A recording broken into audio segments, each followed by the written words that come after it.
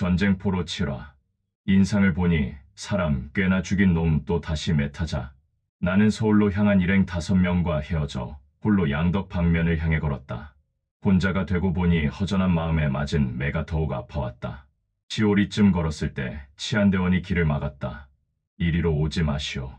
이쪽은 인민군 폐잔병이 많아 봉변당하기 십상이니 다른 곳으로 돌아가시오. 라고 말했다. 나는 하는 수 없이 맹산 방면으로 다시 발길을 돌렸다. 열심히 걸어 결국 원래 자리로 돌아왔다. 해는 벌써 서산을 향해 기울기 시작했다. 나는 배도 고프고 힘도 떨어져 길가 옥수수밭에 벌렁 누웠다. 한참을 쉬다가 서산의 해 넘어갈 때 정신이 퍼뜩 들었다. 이렇게 쉬었다간 안 되겠다. 나는 벌떡 일어나 다시 걸음을 옮겼다. 한 10리쯤 걸어 작은 고개에 이르렀다.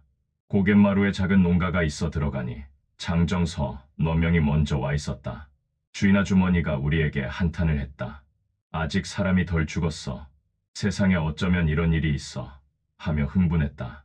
피난 갔다 와보니 살림살이를 모두 훔쳐갔다는 것이다. 나는 이 난리통에 도둑놈이 다 있나 하는 생각이 들었다. 집으로 가는 도중에 6.25의 참상을 수없이 목격했다. 신장로마다 인민군 시체들이 즐비했다. 주거 몇 당은 아직도 붉은 선열이 낭자해 있었다. 어떤 이는 몹시 고통스러운 표정과 괴로운 자세 그대로 화석처럼 굳어져 쓰러져 있기도 했다. 나는 시체를 볼 때마다 심장이 멎는 듯하였다. 저들 모두 고향에선 살아 돌아오길 눈이 빠져라 기다리고 있을 텐데 나도 저리 죽었으면 어쩔 뻔했나. 보고 싶은 가족과 작별 인사 한마디 못한 채 영영 불귀의 객이 된 영혼이 애통하기만 했다. 나는 걸음을 옮길 때마다 매맞은 상처가 부대껴 매우 아팠으나 꾹 참고 걸었다. 동네를 지날 때마다 매번 검문을 받았지만 맹산경찰서에서 발급한 귀순증을 보여주면 아무 말 없이 통과시켜 주었다. 다음 날 사창 방면으로 가는 길에 치안대원이 사내를 잡아가는데 그 뒤를 색시가 울고 불며 따르는 광경을 목격했다. 끌려가는 남편은 단지 아내에게 내가 못 돌아오더라도 애들하고 잘 살아 라고 말할 뿐이었다. 얼마쯤 가니 한 동네에선 사람들이 모여 야단법석이었다. 무슨 일인가 가보니 부역자들을 잡아 처결에 대해 갑론을 박하고 있었다. 누군가 저 놈은 빨갱이로 남을 죽이고 재산을 압수하는 등 악질을 많이 했으니 저놈을 죽여라 라고 말하면 그는 곧바로 트럭에 실렸다. 또 어떤 사람은 빨갱이지만 하고 싶어 했던 것도 아니고 마지못해 했으니 살려주자 라고 말하고 주위에 찬성하는 사람이 많으면 그는 놓아주었다. 풀려난 사람은 감격해서 사람들에게 절을 대 6번씩이나 하며 고맙다고 하였다. 사람의 생과 사가 그 자리에서 말 한마디에 갈렸다. 이튿날 길에서 피난민 한 명을 만나 말동무를 하며 동행을 하다 검문소에 이르렀다. 그때 총을 맨 치안대원이 마침 그를 보더니 너 참 잘 만났다. 너는 군에서 무엇으로 근무하던 아무개가 아니냐 하고 소리쳤다.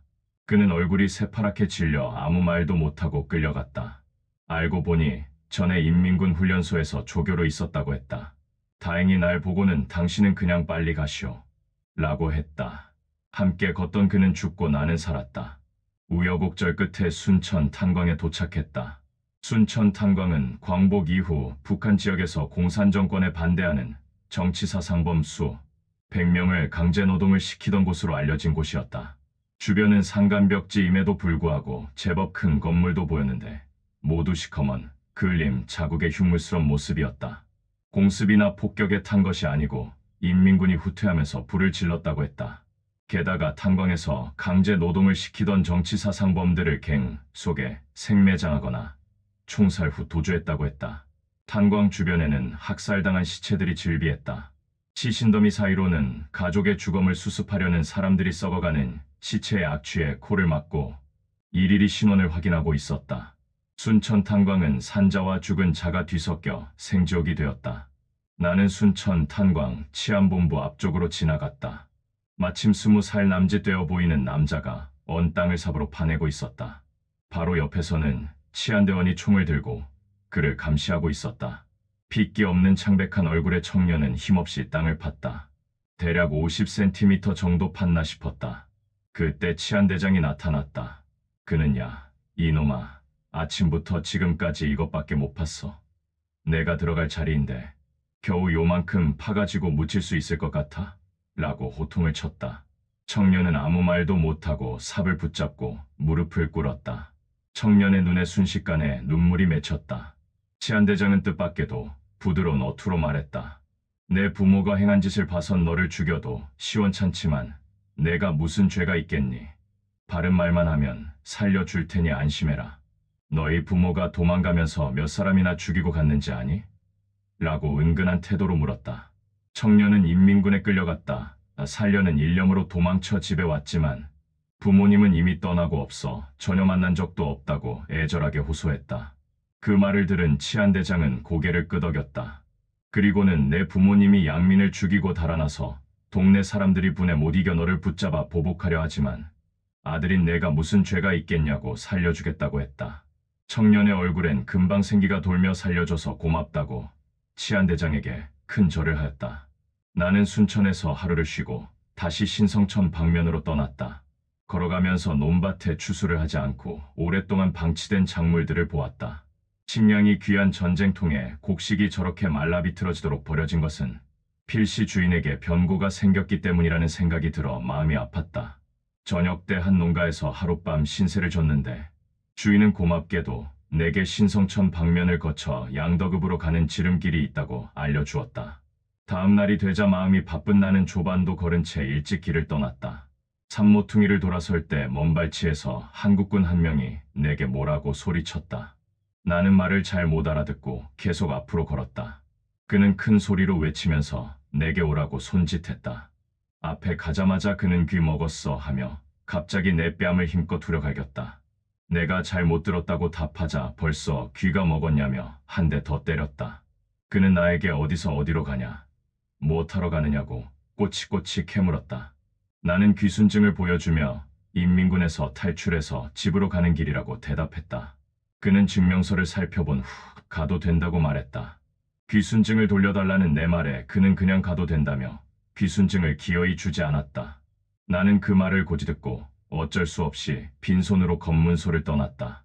나는 신성천 앞을 지났는데 주변의 큰 공장들은 전부 폭격을 당해 파괴되어 있었다. 이 산골에 이런 큰 공장이 있었다니. 이렇게 큰 시설이 모두 부서졌으니 그 안에서 일하는 사람들은 어떻게 되었을까 하는 안타까운 생각이 들었다. 저녁에 대구면을 지나 어느 산골 마을에 도착했다. 그곳에서 하룻밤을 지내는데 사람들이 말하길 여기는 산골이라 가끔 인민군 폐잔병이 나타서 양민을 괴롭히니 조심하라고 일러주었다. 밤에는 동네 어른들이 사랑방에 모여서 세상 돌아가는 이야기를 나누었다. 세상이 바뀌어 사람들의 안위를 논하는 자리였다. 노동당원 아무개는 평소에 남한테 싫은 소리를 안 하고 살았으니 그런 사람은 괜찮겠지만 아무개 아들놈은 언제든 잡혀 대가를 톡톡히 치르게 될 것이라는 말들이 오갔다. 그날 밤은 그곳에서 쉬고 다음날 아침 일찍 길을 나섰다. 양덕읍으로 향하는 길에는 사람들이 제법 많았다. 평북 선천까지 도라지를 캐러 갔다 온다는 학생과 처녀도 있었다. 그들은 김화로 간다고 했다.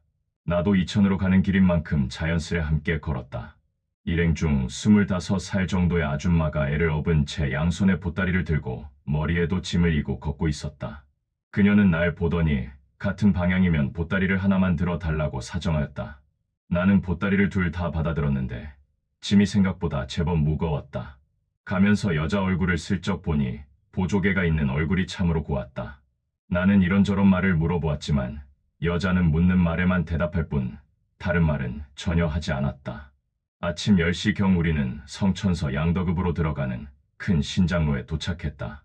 오면서 일행이 점점 늘어났다.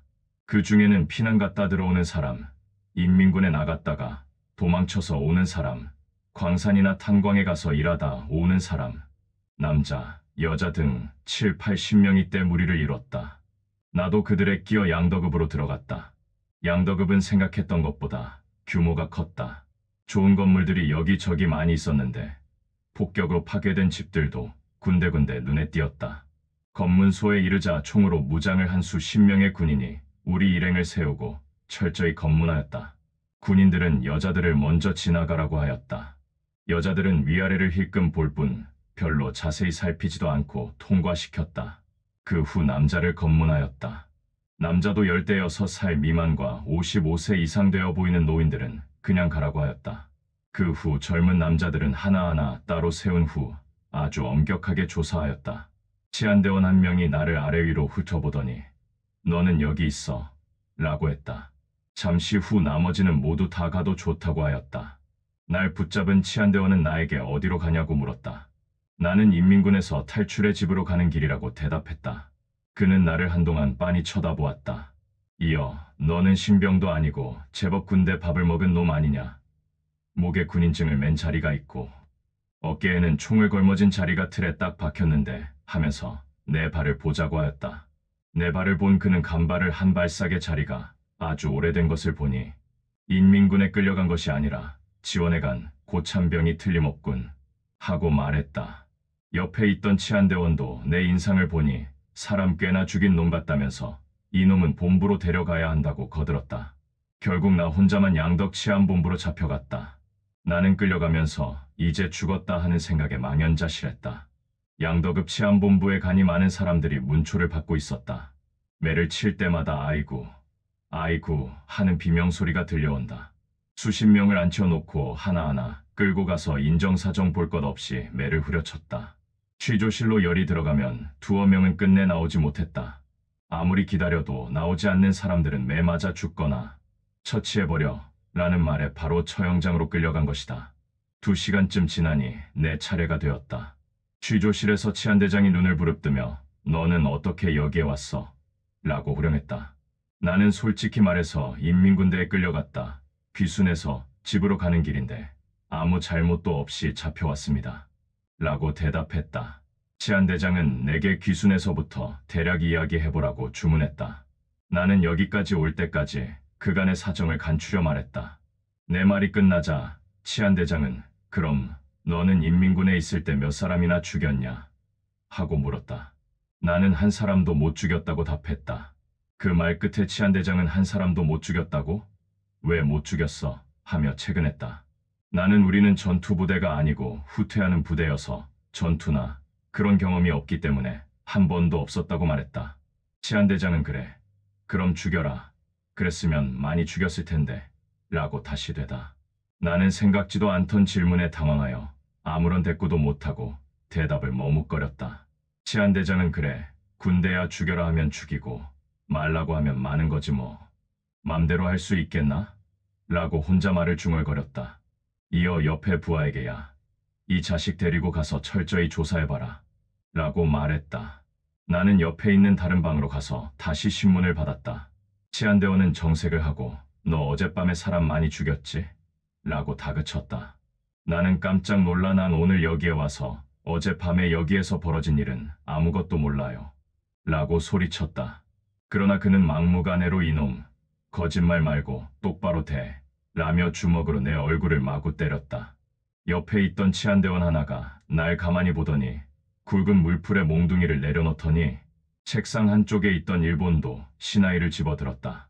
처음에는 칼 모양을 보고 겁이 덜컥 났는데 나중에 생각하니 내 체구가 작은 것을 감안하여 주검으로 날 때린 것 같았다. 사실 나는 그 덕분에 살아났다. 만일 빨래 방망이만한 물풀에 몽둥이로 맞았으면 나는 이미 저 세상 사람이 되었을 것이다. 치안대원이 휘두르는 주검이 허공을 가르며 내 몸에 내려칠 때마다 나는 너무 아파 고통을 이기지 못하고 바닥 여기저기를 대굴대굴 굴렀다. 내가 뒹군 바닥에는 붉은 핏자국이 선명하게 얼룩졌다. 나는 매를 이기지 못하고 정신이 아득해져 혼절하였다. 나는 정신이 들어서도 아픈 몸을 움직이지 못하고 천장만 물끄러미 바라보며 누워 있었다. 얼마 후 치안대원이 와서 어젯밤에 몇 사람을 죽였는가 말하면 더 때리지 않겠다. 하지만 죽이지 않았다고 거짓말하면 죽였다는 말이 나올 때까지 다시 때릴 테니 그때 불지 말고 미리 부는 것이 좋다. 라고 말하며 회유하였다. 나는 무슨 말을 하는지 도무지 이해할 수가 없었다. 나는 치안대원의 위협에도 불구하고 나는 귀순해서 고향으로 돌아가는 길이라 어젯밤 양덕읍에서 무슨 일이 일어났는지 전혀 모른다고 대답했다. 오후 4시가 되자 치안대장이 나보고 어제 일을 정말 모르냐고 또 다시 물었다. 나는 전혀 모릅니다. 영원, 맹산, 순천, 신성천을 거쳐 집으로 가는 길이었습니다. 라고 같은 말을 되풀이하였다. 치안대장은 날 보며 어젯밤에 패잔병들이 양덕읍을 기습해서 많은 사람을 죽였소. 우린 인민군 잔당들을 잡기 위해 있는 힘을 다 동원하는 중이라 당신이 억울하게 매를 맞은 것 같은데 집에 가거든 우리를 원망 말고 치안대원들이 하는 일에 협조해 주시오. 라고 말했다. 나는 고맙다는 인사를 몇 번이나 하고 양덕 치안본부를 살아서 나왔다. 나는 어떻게 해서라도 몸서리 쳐지는 양덕읍을 빨리 빠져나가야겠다고 마음먹고 서둘러 걸었다. 한 10리쯤 걸었을까. 해는 서산에 넘어가고 날이 금방 어두워졌다. 일단 양덕을 멀리 벗어나겠다는 일념으로 아픈 몸에도 길을 쓰고 걸었으나 배가 고파 더 이상 걸을 힘도 없었다. 길가 집을 찾아 좀 쉬려고 하였으나 공교롭게도 모두 객이 많아 마땅치가 않았다. 밤이 깊어 9시가 넘어가니 인가를 찾기도 힘들고 잘 때가 점점 막막해졌다. 무엇보다 날이 추워서 견딜 수가 없었다. 마침 민가를 찾아 잠자길 청하니 손님이 많아서 안 된다고 하며 저 건너 집에 가보라고 하였다. 나는 일러준 집으로 가서 주인 계시오 하고 큰 소리로 외쳤다. 하지만 몇 번을 불러도 대답이 없었다. 인기척이 있었지만 대답이 없는 것이었다. 나는 또 다시 힘을 내 여보세요 하고 소리쳤다. 잠시 후 다행히 누구냐고 묻는 작은 여자의 목소리가 들렸다. 나는 군인 갔다가 고향으로 가는 길인데 좀 쉬어가자며 사정을 했다. 이윽고 17, 18살쯤 되어 보이는 처녀가 문을 열고 하는 말이 아버지가 노동당원이었는데 부모님은 북으로 도망가고 나 혼자 집에 있어요. 치안대원이 불시에 찾아와서 아버지를 찾고 어머니는 어디로 갔는지 아냐고 나한테 호통치며 집을 뒤지곤 해요. 만일 당신이 우리 집에서 자다 치안대가 오면 큰일 나요. 빨리 나가세요. 라고 떠나길 재촉했다. 나는 매맞은 상처가 몹시 아프고 배도 고프고 추워서 더 이상 꼼짝도 할 수가 없었다. 나는 문턱에 털썩 주저앉아 제발 살려달라고 통사정을 했다. 처녀는 내 모습이 불쌍했던지 한참 생각하더니 사정이 정 그러시다면 자고 가도 좋은데 제 부탁을 들어주세요. 오늘 저녁은 해드리는데 내일 조반은 못 해드리겠으니 아침 동이 트면 바로 떠나주세요. 라고 말했다. 나는 어려운 부탁을 할까 긴장했는데 들어보니 아무 일도 아니어서 안도의 한숨을 쉬었다. 나는 그러겠노라 약속을 하고 방에 들어갔다. 처녀는 부엌으로 가서 군불을 떼고 잠시 후 밥이 한 사발 가득한 상을 가져와 내 앞에서 무릎을 꿇고 밥상을 내려놓더니 잡수세요. 라고 말한 후 뒤로 물러나 앉았다. 등잔불에 비친 처녀의 얼굴이 어찌나 아름다운지 천사처럼 빛났다. 나는 황홀한 마음으로 처녀의 맑은 얼굴을 바라보았다. 저녁을 먹을 때는 잘 느끼지 못했는데 상을 물리고 난이 낮에 맞은 상처에 통증이 심해졌다. 나는 위솥을 벗고 상처를 찬찬히 살펴보았다. 살같이 터지고 찢어져 피가 내복에 시커멓게 배어 있었다.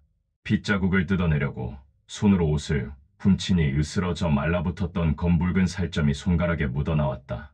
처녀는 온몸에 난 내 상처를 보고는 어머나 저걸 어째하며 내 몸을 바로 쳐다보지도 못했다. 처녀는 한참 망설이다 부엌으로 나가 대야에 더운 물을 담아왔다. 처녀는 내게 우솥을 벗으라고 했다. 나는 처녀의 말에 적이 당황하여 내가 씻겠소. 라고 했다. 처녀는 고개를 저으며 아니에요. 제가 씻겨드릴게요. 라고 단호하게 말했다. 나는 우솥을 벗었다. 처녀는 더운 물로 나의 상체를 다 닦아 주었다. 그리고는 아래도 씻어준다고 했다. 나는 극구 사양했다. 그러나 처녀는 자기가 성의를 다하는 것이니 괜찮다고 했다. 나는 주저주저하며 바지를 벗었다. 처녀는 내 상처투성이 하체를 부드러운 손길로 깨끗이 닦아주었다. 나는 뭐라 표현할 수 없는 은혜에 눈을 감고 말았다. 처녀는 피투성이인 내 상처를 보고 왜 이렇게 많이 맞았냐고 물었다. 나는 인민군에 징집되었다가 탈영하여 고향으로 가는 도중에 치안대에게 잡혀 2번이나 죽을 고비를 맞은 얘기를 두서없이 이야기했다. 내 말을 들으며 아무 말 없이 상처를 닦아 주던 처녀가 갑자기 눈물을 흘렸다. 나는 놀라서 왜 우냐고 물었다. 처녀는 만일 부모님이 국군이나 치안대에 붙잡혀 죽임을 당하시지 않았다면 당신처럼 하고는 슬픔에 복받쳐 더 이상 말을 잇지 못했다. 나는 처녀의 처지에 동병상련을 느껴 가슴이 뭉클해졌다. 처녀는 내 몸의 상처를 깨끗이 닦아준 후 이불을 깔아주며 푹 쉬고 가라고 하였다. 나는 처녀에게 왜 부모님을 따라가지 않았냐고 물었다. 처녀는 나는 순천읍에서 공장 일을 했습니다. 국군이 들어온 다음에 집에 오니 부모님은 북으로 가고 아무도 없었어요. 어디로 갔는지 알 수도 없어 여태껏 혼자 집을 지키고 있어요. 라고 말했다. 처녀는 윗목에 앉아 나보고 먼저 자라고 했다. 나는 처녀에게 당신이 안 자는데 어찌 잘 수 있냐고 했더니 그녀는 그제야 작은 이불과 요를 윗목에 깔고 누웠다. 나는 얼마 못 가 곤히 잠들었다. 얼마를 깊이 잤는지 깨어보니 동이 트고 밖은 이미 훤히 밝아 있었다. 방을 둘러보니 처녀가 보이지 않았다.